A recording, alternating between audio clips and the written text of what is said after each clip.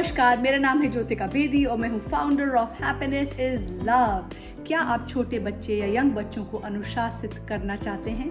मुझे पता है कि ये बहुत मुश्किल काम होता है क्योंकि छोटे बच्चों को डिसिप्लिन कराने की जिम्मेवारी हम माँ बाप की है, लेकिन हमें सिखाया नहीं जाता तो कभी कभी हमारे लिए मुश्किल हो जाता है। लेकिन अगर आप सीखना चाहते हैं तो आप सही वीडियो पे आ गए हैं। और हमारा ये मानना है एट हैप्पीनेस इज लव कि जब हम एक साथ मिलके कुछ सीखते हैं, सिखाते हैं, तभी हम आगे वाली पीढ़ी को खुशहाल बनाते हैं। तो क्या चीज़ है जो हमें करनी है, किस चीज़ का ध्यान हमें देना है ताकि हम अपने छोटे बच्चों को डिसिप्लिन सिखाएं?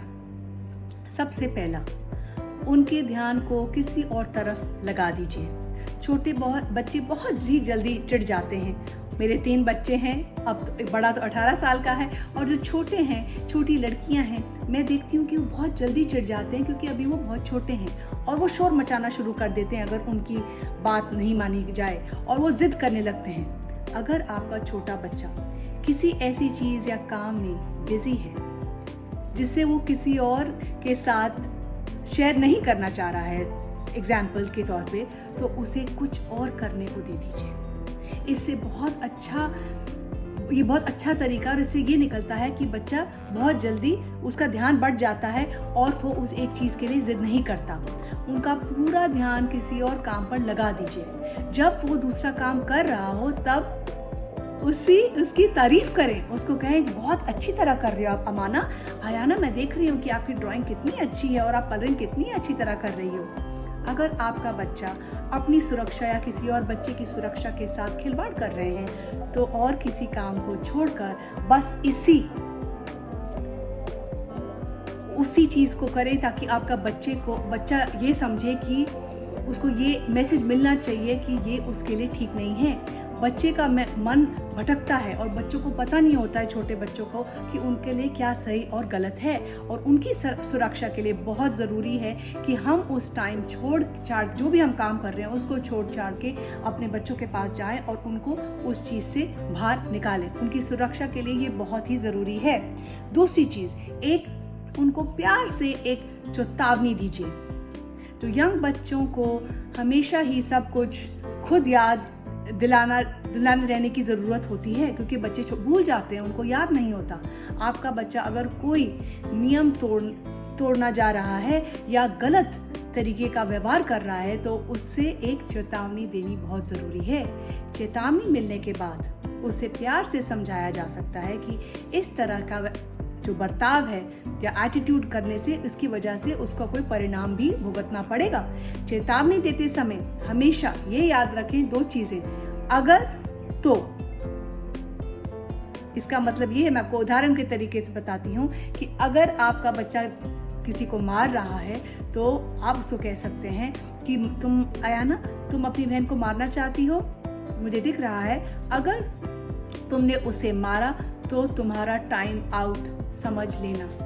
ये बहुत ज़रूरी है बच्चों को समझाना। अगर तुम ये करोगी या ये करोगे तो उसका परिणाम ये होगा, और ये बच्चों को छोटेपन से ही बताना बहुत ज़रूरी है।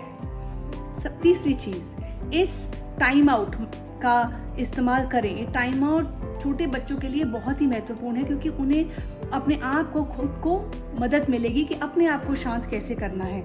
ऐसे बच्चे जो अपने आप को कोई गलत व्यवहार करने से रोक सकते हैं, वो बड़े होके उनमें बहुत ज़्यादा रिस्पॉन्सिबिलिटी आती है क्योंकि उनको ये पता होता है कि टाइम आउट का मतलब है कि आप जो भी चीज़ कर रहे हैं उसको छोड़ छाड़ के शांति से बैठें और ये सोचें कि मैंने क्या गलत किया है, मैं इसको कैसे ठीक कर सकता हूँ या कर सकती हूँ, और ये गलती मैं फिर फ्यूचर में ना दोहराऊं।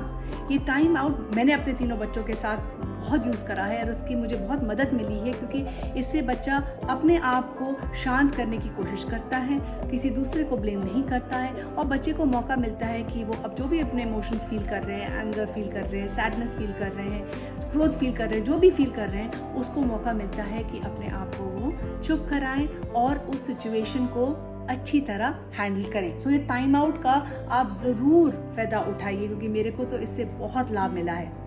चौथी चीज़, अपनी सफाई को, जो भी आप बच्चे को कहना चाहते हैं उसको शॉर्ट और स्वीट, मतलब छोटे ही तरह से बताएं ताकि आपका बच्चा समझ जाए आपके शब्दों का क्या मतलब है।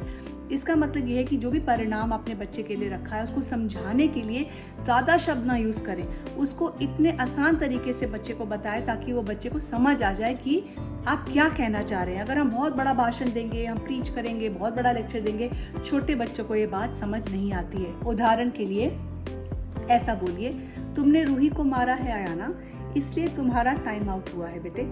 हमको किसी को नहीं मारना चाहिए।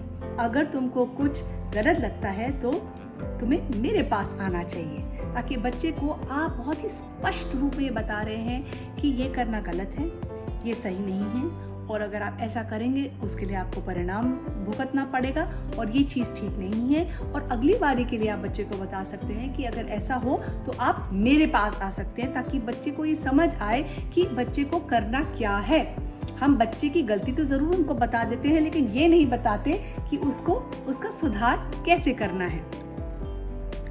बच्चों को बहुत ही छोटे छोटे विकल्प दीजिए। छोटे बच्चे जब अपने अंदर अब वो देखते हैं कि हम भी जिम्मेवारी ले सकते हैं, हम भी घर के लिए कुछ कर सकते हैं, तो उनका कॉन्फिडेंट महसूस करते हैं। अपने बच्चे को सिर्फ उसकी सिर्फ गलत व्यवहार के बारे में ही ना बताएं, पर उनको घर की छोटी छोटी जिम्मेवारी, अगर वो छोटे भी हैं, उनको दीजिए, ताकि उनको लगे कि हम भी घर पे मदद कर रहे हैं। और बच्चों को ऑप्शंस दीजिए।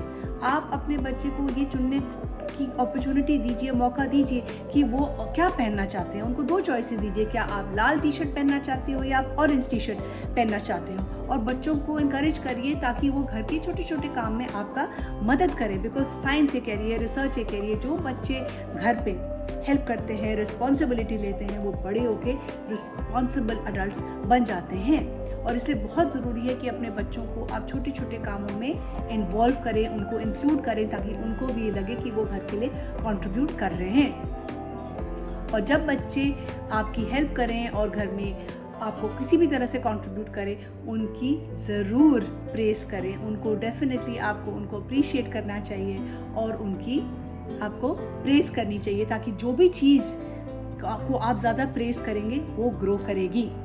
और आखिरी में एक, अपने बच्चों को जो भी आपका विकल्प, उनका अगर बर्ताव है और जो आप चाहते हैं कि उसको जो सुझाव देना चाहते हैं अपने बच्चों का क्या गलत कर रहे हैं, उन्हें ये बताइए। ये ना बताइए कि वो क्या गलत कर रहे हैं, ये भी बताइए कि उन्हें अगली बारी क्या करना है। ये बहुत ज़रूरी है। अपने बच्चों को, हमारे बच्चों को ये नहीं पता होता, ये नहीं मालूम होता है कि कैसा बर्ताव करना चाहिए। तो आपका फ़र्ज़ है कि आप अपने बच्चों को बताएं कि आपके लिए अच्छा व्यवहार क्या है, ताकि उनको क्लियरली पता हो कि उनको क्या नहीं करना है और क्या करना है। उदाहरण के लिए, अगर आपका बच्चा आपसे लड़ रहा है और ठीक तरह से बात नहीं कर रहा है और वो आपसे ज़बान लड़ा रहा है, तो आपको उस टाइम शांत रह के प्यार से उनको ये बताना है कि सही तरीका क्या है। जब तक वो आप खुद अमल नहीं करेंगे, हम ये नहीं सोच सकते कि हमारे बच्चे भी अमल करेंगे। इसलिए परवरिश का सबसे पहला रूल ये है कि जो भी आप चाहते हैं आपका बच्चा करे, आप खुद करें, तभी आप आशा कर सकते हैं कि आपके बच्चे भी वही चीज़ को फॉलो करें। मुझे उम्मीद है इस वीडियो से आपको कोई हेल्प मिली होगी। लेकिन अगर आपको कोई भी संघर्ष है, कोई भी चिंता है अपने पेरेंटिंग रिलेटेड, छोटे या बड़े बच्चों के लिए, आप हमारे को मैसेज कर सकते हैं इन द बॉक्स बिलो। हमारा मकसद यही है एट हैप्पीनेस इज लव, कि हमें एक दूसरे का साथ देना है, हमें एक दूसरे से सीखना है और आगे वाली पीढ़ी को और खुशहाल बनाना है।